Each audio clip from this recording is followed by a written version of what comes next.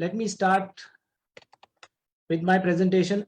At the outset, thank you everyone for joining this program. And it's a hot afternoon. In spite of that, everyone has come. I'm very happy. This program is also being streamed live on Facebook.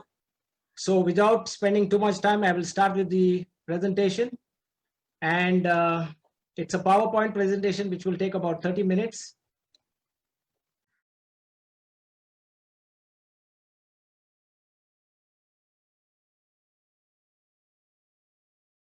Before I begin, I would like to invoke the blessings of my parents, who taught me many things in life and a lot of things to do, not totally tourism related, but many things in life. So I will just bow for a moment and then we will start.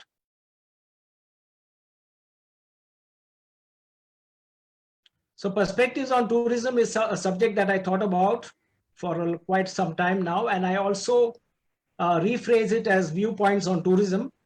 So without spending much time, I have used case studies, I have used statistics to put forward my point, which I hope you will find interesting and which could be used for your future references as well. So the first point is tourism subjective or objective? This is a question that we all ask ourselves, because as a person belonging to the industry, I want to know this particular question and the answer to this question. As a traveler, people may not be so concerned, but as people from the industry, they would very keen to know about subjectiveness or objectiveness of tourism. So to gather more information on this, let us go to the next slide. I've used certain case studies, and my first case study that I've taken is from the Taj Mahal. The Taj Mahal is, as you all know, is a World Heritage Monument. And the Taj Mahal is a World Heritage Monument, and is the number of tourists that are received are directly proportional to the facilities offered. This is my first viewpoint on tourism. The Taj Mahal incidentally received 6.9 million visitors in 2018-19. So that means about, as on 31st March, they received 6.9 million visitors. For you, just for the information of few of you, the Taj Mahal took 22 years to build, was built by Shah Jahan and completed in 1644. Is one of the iconic monuments of the modern world, and there is no better monument, I think, that I have come across during my travels across India. What is the benefits of the Taj Mahal? In the sense that besides being an architectural and monumental wonder, and it offers great degree of precision from the Mughal times, as well as certain mind-boggling statistics, certain very interesting information. For example, did you know that there are 43 different kinds of vegetable motifs used on the walls of the Taj Mahal, on the archways, at the entrance points? Did anybody know that there are depictions of pomegranates, there are depictions of tulips, lotuses, all these depictions adorn the walls in carvings as well as paintings, as well as inlay in precious stones. Besides that, the Taj Mahal, the dome that you see on the top is not the actual dome. There is one more dome below this dome. So there are two domes at the Taj Mahal. Between that, there is a hollow. So the larger dome was created to maintain the precision of the monument and the aesthetics of the total monument when seen from a distance. Then yet another very interesting statistics is the Taj Mahal is not made fully out of marble, but marble has been plastered onto stone. That is the brick kiln oven baked stone. So if the Taj Mahal was built of marble, it would never have lasted for so long. So what you see is a plating on stone, and so on and so forth. The Taj has got so many interesting facets to it that there is no doubt that it brings in so many visitors from across the world, as well as domestic tourists from within India. The best thing about the facilities that are there at the Taj is that there are expressways from Delhi to Agra, from Agra to Lucknow. There is an airport at Agra. There is rail travel. Agra is connected by all and to all major cities of India. The second thing is the sunrise visits are possible. So you can see the Taj from 6 o'clock in the morning to 6 in the evening. So you get a full 12 hours. Actually, the best time is still the sunrise visit. There are adequate toilets, facilities for handicapped. That is very important at all monuments that we visit. There is dual views possible. You can see the view from the southern end and you can see the view from the northern end. So what we are seeing right now is the view from the southern end. And there is also a 360-degree view that you can see of the Taj Mahal when you visit any rooftop restaurant in the surrounding area of Agra. And quite naturally, it was among the 7 wonders of the modern world. Besides that, the Taj is the most widely photographed monument in the world. So as a result of this, we had 883,000 foreign visitors in the year 2018-19. So that was almost close to 1 million visitors. And this is something very interesting because visitors from all over just come, have the first dream of seeing the Taj Mahal on their visit to India. In comparison, how do the other monuments fare? Now, the Red Fort, which was also built by Shah Jahan in Delhi in 1648, got 3.6 million visitors. During the same period, the Qutub Minar built in the 12th century got 2.9 million visitors. The Agra Fort built by Akbar and Shah Jahan together at different periods of time got 2.5 million visitors. The Konarak Temple in Bhubaneswar, which is not in the picture, got 2 million visitors. And the Golconda Fort got 1.8 million visitors. All these monuments, if you see, are between 400 to 800 years old. And these have still stood the test of time very, very well. The next point I wish to make is, if there are better facilities, there are better numbers. Now, what happens that in India, there are many of the monuments that are privately owned. Like the City Palace in Udaipur is owned by the royal family. And they made a number of renovations and added international standards to it. They have a number of artifacts, number of precious stones, jewelry, precious monuments. And what happened was that they have seen a steady increase in visitors over the years. I first visited the City Palace Udaipur about 25, 28 years ago. And when I visited it again in 2018, it had 1 million visitors in 2016. So there's a vast improvement in the City Palace Udaipur. The same that I noticed also was at the Scindia Museum in Gwalior, which is also a fascinating museum which you must visit whenever you're in Gwalior. Then there is, coming to Mumbai, there is the World Heritage Site with no entrance fee. And that is the Victoria Terminus Railway Station that is now known as the Chhatrapati Shivaji Terminus Railway Station. What's so special about this particular facade or this monument is that it is also a living railway station. There are at least 1.5 to 2 million people who use this particular railway terminus every day. The VT station or the CST railway station was completed in 1888 and has 3 distinct styles of architecture combined together, which is you have the Victorian, you have the Italian, and you have the Gothic that is combined to produce this very, very beautiful and awesome as well as grand structure. Now, this viewing platform from which you can see these tourists, which has been placed on the western end, is from where you can make pictures. In the earlier days, you had to stand on the road and it was a little dangerous, but now I'm very happy that for the last 3 years, this particular viewing platform has been made where people can take selfies, and it's also called the selfie point in Mumbai. So thanks to all the authorities for this great work that they have done.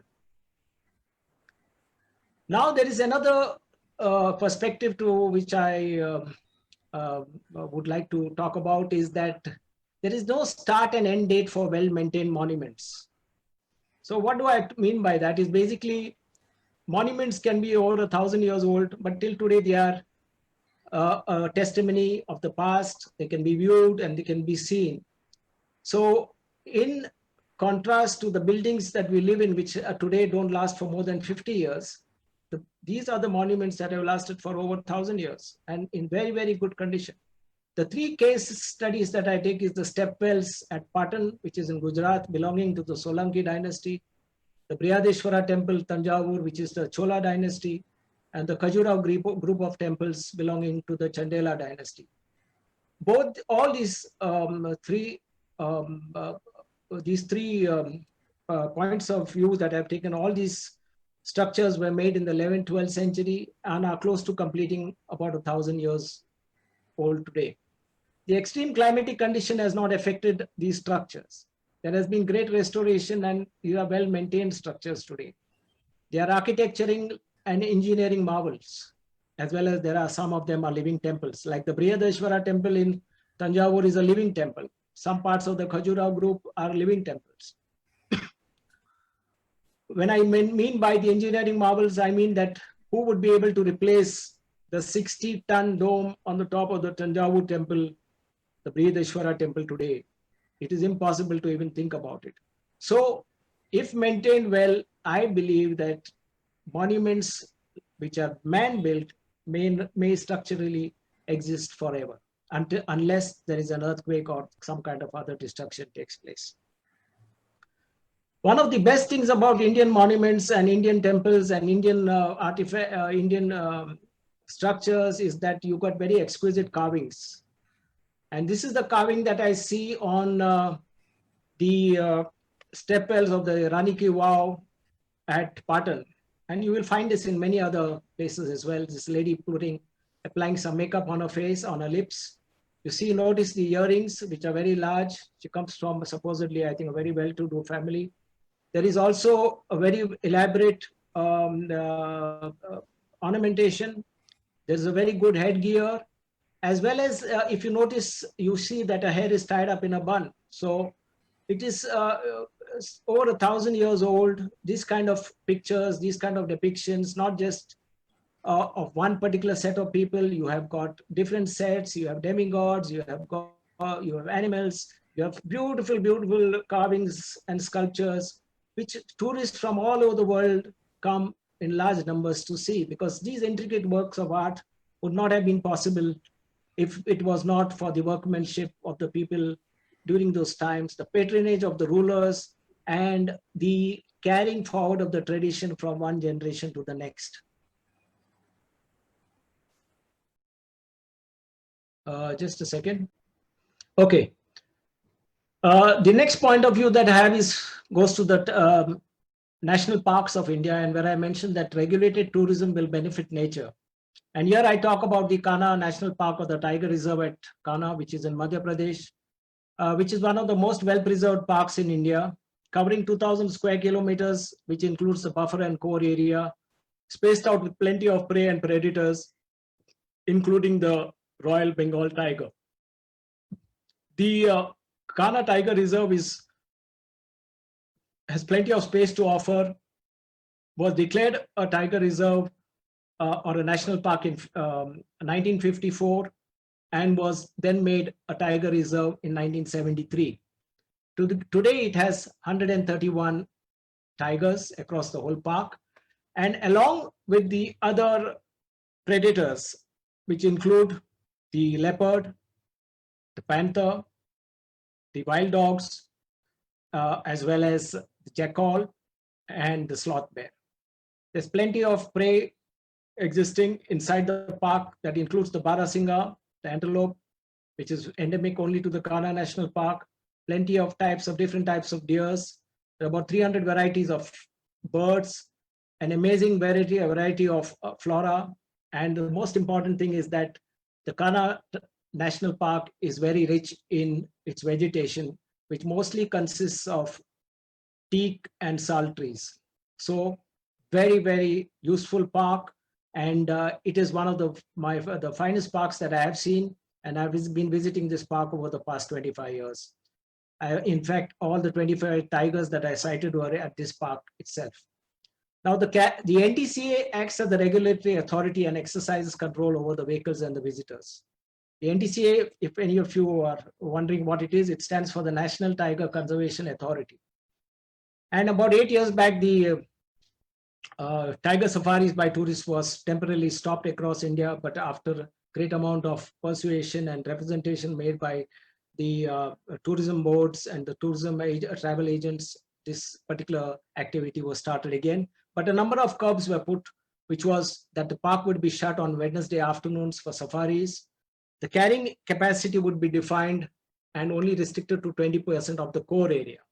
So technically today in the Kanha Tiger Reserve, we have 178 vehicles which are allowed for a morning safari or an evening safari. And that is the most beautiful thing. And in fact, we Lorient Travels also worked with the park for 3 years, and we did some kind of, we gave solar lamps for the patrolling camps. as part of our CSR to these parks. And here I'm seen in the picture giving the solar lamps to the chief warden during one of my visits.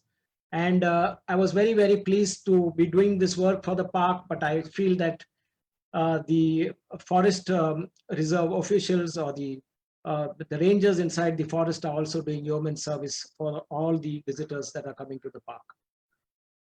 Regulated tourism benefits nature, which is that the tiger will lord over the jungle, and the total number of Royal Bengal tigers I told you is 131. The statement that I like to make is that if the tiger survives, the forest will survive. If the forest survives, humanity will survive. What is important is that the tiger is at the top of the ecosystem, and below it come the prey, and then you come the vegetation. And the most important thing is that the forest reserves or the tiger reserves or the jungles is that the huge amount of rainfall they are able to generate every year. And this is very important for survival of human beings, because the water finally percolates to the surrounding villages and towns, dams are built, and then the whole of humanity can look forward to the umbrage or the cover of the forest for their own benefits for the future.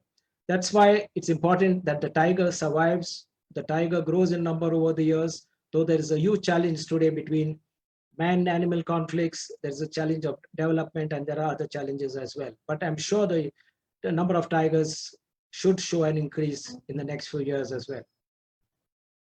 Natural monuments may have an expiry date. Some monuments will live forever, or rather many monuments will live forever, be it natural or be it man-made, but some natural monuments may have an expiry date. Why will it happen? It's because natural monuments are over 1 million years old, be it the beach or be it the ocean or be it the mountains. So the examples that you have is Western Ghats, the Eastern Ghats, the Himalayas, the forests across India. So there are various, the desert lands. What we have is that these are all natural monuments. The reasons for natural monuments disappearing may be overdevelopment, faulty planning. And the best example that I can give you is when the sands disappear into the ocean, or whether it's called sea erosion that takes place and the beaches over a period of time become unsuitable for bathing or swimming or usage. So that's one of the examples. Then we have national parks also having a challenge of handling garbage and trash disposal, which is also a huge challenge. And we could see natural monuments, sadly, may not exist after a few years if care is not taken. This is the next point of view, is that no one yardstick for measuring tourism satisfaction due to differing expectations of travelers. Basically, what I'm trying to say is that one particular destination and two visitors will have two totally different opinions of the place they are visiting. So we cannot use one yardstick for measuring to say whether this particular destination suits the visitor or is unsuitable for travelers. Basically, tourists, this is the subjective part of tourism. We talked about the objective part of tourism. This is the subjective part of tourism, whereby you have different expectations, as a result of which destinations or cities or countries start offering different categories of hotels, different sightseeing attractions, different kinds of properties, different experiences, and they all try to cater to all categories of tourists. So the destination or the tourism or the state or a country will do its level best to attract all kinds of visitors. But unfortunately, there is no one yardstick for measuring tourism satisfaction besides the actual increase in numbers that you may be able to see in your statistics. Kerala is a good example of offering different experiences and attracting varied tourists. Just like Kerala in the late 80s became a destination that attracted all kinds of visitors, so did Rajasthan, so did Kashmir in the early 60s, 70s, and early 80s. And all these destinations offered products that were catered to all kinds of customers. For example, you see this houseboat on the top left. This houseboat offered you an overnight experience. So basically what happened was that you had one more range of accommodation available. Then you have the Kathakali dancer on your top right. This was very useful for the cultural tourists, people who wanted to see the culture. and discover the culture. Then there were hill stations in Kerala, and then there were there's the Fort Cochin, which also caters to a very light set of tourists. And that's the good example that Kerala is an example that many other states or smaller countries could emulate. And you see at the bottom part of the picture that tourists from abroad as well as domestic tourists have thoroughly enjoyed the experience of being in Kerala, and they all come back and refer to Kerala as a destination they would like to visit in future. So Kerala is one example that has catered well to all kinds of tourists. Luxury facilities will not matter for pilgrim tourism. This is what is very important, is that there may be over 100 sites for pilgrim tourism in India, and almost many will not have 5-star hotels and 5-star resorts. But because the ultimate aim is to seek miraculous cures, to find God. So for some people, it is to complete vows.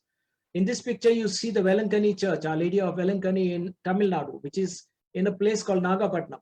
And you would take 3 hours to go from Trichy to reach, to travel by car or bus and to reach this particular church.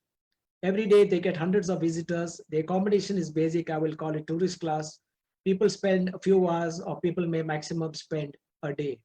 Other places that come to mind are the Himkund lake in the Garhwal. Then we have the Char Dham. Then we have different places in Gujarat. We have also very important places in Maharashtra, and these are all pilgrim sites. But over years, they have been upgraded. Facilities are being improved. But we could also say that luxury facilities will not matter to that extent for pilgrim tourists, because the ultimate aim is not luxury, but to seek and find God, or to find a cure. Wow factors and experience, the new news. So what do modern travelers need today? We are all looking at a new set of travelers who are between the age of 15 to maybe 40. And what do they want? All of them want to participate in some kind of activity during their visit to a destination. Be it the domestic tourists or be it the international tourists, all these kind of tourists are looking for participation. They are not simply happy by looking at a monument and going back at the end of the day to the hotel, but they want to participate, which is why there are hot air balloon rides, there is parasailing, this is canoeing in Goa, there's canoeing in different parts, there is trekking opportunities that are started, there are biking is started, there are technical sports which have been started now, and all these different kinds of adventure activities will and extreme sports enhances the quality of the experience at destinations. So if destinations are wanting to upgrade their facilities, they could also look at providing these facilities. But as long as the carrying capacity it's within the carrying capacity and their safety norms are met. Experiences should be seamless. This is very important, because especially in case of international tourists, one bad experience of cheating, sexual harassment, racism, and civil unrest will put off a tourist who will in turn not recommend others to visit again. This is very extremely important when we are looking at promoting our tourism and our tourists, our destinations to the rest of the world, that we should take utmost care to see that there is no harm that is caused to a tourist. Even a domestic tourist, we should see that they are all treated in the best possible way, so that they all carry back wonderful memories, and they also are the best ambassadors of promoting your destination. Because remember, word of mouth is the best way to get a repeat customer. The destination growth stage from local to international. This is the dream of all destinations, whether it's a state, whether it's a country, whether it is one particular attraction.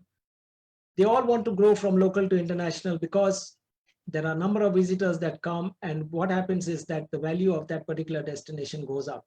There are 4 different stages involved in this. One is the local participation and flavor. That's how it normally starts, because then the locals start a small festival or an experience, followed by word of mouth and exclusivity. What will happen is sometimes a tourist will drop in, and then he carries the word to the other tourists back home, and then the crowd pulling and following others starts. So clouds begin to come over a period of time, say between 6 to 10 years, and then there is commercialization and global recognition. The best 2 examples that I can quote are the Pushkar Fair, Rajasthan, and the Oktoberfest in Germany. Both have grown by leaps and bounds in the past 3 decades. And I can tell you that both offer very, very good experiences, though now they are at the fourth stage where it's commercialization. And we also have these particular events are recognized all over the world. I will briefly tell you about the story of the Pushkar Fair so that all of you will understand that how Pushkar started from such a very small beginnings. The original intent of Pushkar was to encourage local camel and cattle traders to do business. During the Holy Kartik Purnima festival held in Pushkar on the banks of the Pushkar Lake in Rajasthan, traders brought camel, horse and cattle from across Rajasthan and parts of Gujarat. The fair lasted 7 days. The first part was used for trading, the second part for religious activities and festivities. Over decades, it brought in visitors from nearby regions. Later, backpackers arrived, followed by tourists from different cities. When facilities improved, it brought in the luxury traveler. Today, Pushkar sees over 100,000 visitors for the festival. For your information, Pushkar is one of the few places in India with a Brahma temple. You will see very few Brahma temples. So Pushkar has the rare advantage, and it has the beautiful Brahma temple which I have seen. The Pushkar Fair today is an international brand, just as Oktoberfest in Germany, which charges an entrance fee because of the high demand. Oktoberfest, when I visited it 25 years ago, there was no entrance fee. But today, when you go, you need to pay an entrance fee of, I think, 70 euros. And you can also get back beer once you enter. It is basically done to control the crowds that come in huge numbers. Oktoberfest gets, I think, a few millions every year. So where does it all begin? Where does travel begin? We are quite curious to know, where did travel begin? Travel begins with explorers and discoverers who want to chart the unknown. And next in line comes the backpackers in the age group of 15 to 25, keen to uncover a destination. Newness, affordability, rarity, common interest travel, curiosity is what brings these travelers to unseen and undiscovered locations. Ladakh is the best example. I was there in the early 90s. In the 80s, it brought backpackers, hikers, mountaineers from across the globe, mainly from Europe. Travelers from Srinagar crossed the Zojila Pass and Kargil and entered Leh, a perfect contrast to the greens of Kashmir. Some flew in directly from Delhi, while the more hardened took the bus or bike from Manali to Leh. Gaining fame, Ladakh went on to capture the imagination of many international travelers. In my opinion, whatever the rest may say, it's the backpackers who really bring the destination to the next level. So let's raise a toast to the backpacker, the weather beater, and the peregrinator with a vision. That's the importance of backpacking, though it is not so much, does not matter much to travel agents and tour operators, but backpackers are the people who will carry the best messages back home. This is the backpacking that we see. On your left, you see, I was part of this backpacking camel safari ride that we did in Rajasthan. We were there for 3 days in the desert, and this is the afternoon break. For all of you who would like to know, the camel rides are only during the morning and evening hours. During the afternoon, you normally spend your time under the shade of the khajur tree or the date trees. On the right, it's me at the in Ladakh in 1993, and when I went, I discovered with the help of friends, we covered almost the whole of Ladakh. And so this is what we saw in the early 90s in Ladakh. Ladakh was the land of high passes. As you know, Ladakh means the land of high passes at 12,000 feet above sea level. And your picture on the left, upper left, is the Somorari Lake at sunset, a very beautiful lake that we reached after traveling the whole day. To your right is the ladies who are sitting and actually dancing in their Ladakhi style dance, entertaining visitors in the late afternoon. To your bottom left, you may see that at the right bottom, you will find the Pashmina goats and the Changpa tribes, which is at 16,000 feet that we meet them. I was able to see them. And this is very important, as well as the stark grandeur of Ladakh, which you see on the next picture to your right. And this is Ladakh. Today, today the season itself has gone from 3 months to almost 6 months. So what is tourism? Tourism is like a dove hovering and seeking peaceful destinations. On finding one, it will descend on it and also bring a message of peace. So tourists and tourism are the peacekeepers in today's world. And which is why, unlike any other industry in the world, tourism is by far the harbinger of peace and will avoid conflict at all cost. We should always keep this in mind, that tourism should never be neglected. And this is my conclusion. This is the connect between tourists and destination. Tourists are like the sun in the solar system, attracting the attention of the destination and attractions. Destinations are enclosed inside planet Earth, revolving and rotating around the sun. For 365 days, each tourist attraction has a theoretical chance of getting the attention of the tourist. Whichever destination comes up with the best product mix is more likely to attract a visitor. Mass tourism does not necessarily mean the destination is better than the rest. Grading in terms of arrival numbers is definitely a good indicator, but never the ultimate authority. Every tourist is different and is differing set of expectations, pleasure avenues, and set of verticals to measure his or her acceptance. The 10 most visited countries 10 years back are likely to change in 2030. In 2019, they were France, China, USA, France, Spain, USA, China, Italy, Mexico, UK, Turkey, Germany, and Thailand. Transition always takes place, and like a relay race, the lead will always change. Hence, we must be hopeful and strive to make a better experience for our visitors day in and day out. What I'm trying to say is, slide number 2 that I showed you was, is tourism subjective or objective? My conclusion is that tourism is both subjective as well as objective. It only depends how you look at it, but I think there is no better way of understanding it than to accept this particular norm, that tourism is ultimately subjective and objective. We cannot say that bigger numbers means a destination is better. Neither can we say that no one coming to that particular destination means it is unwanted. So let's hold our heads high and look forward to the next set of visitors, tourists, and making new products for them all the time.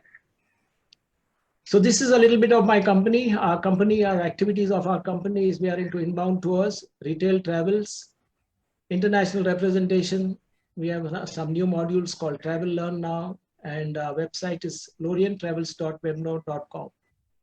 See, sometimes you can make an abstract look totally real. For example, here you're seeing the Emerald Lake, which is about 20 kilometers from Ooty, at a place called Red Hill, where you see the map of India depicted on the lake.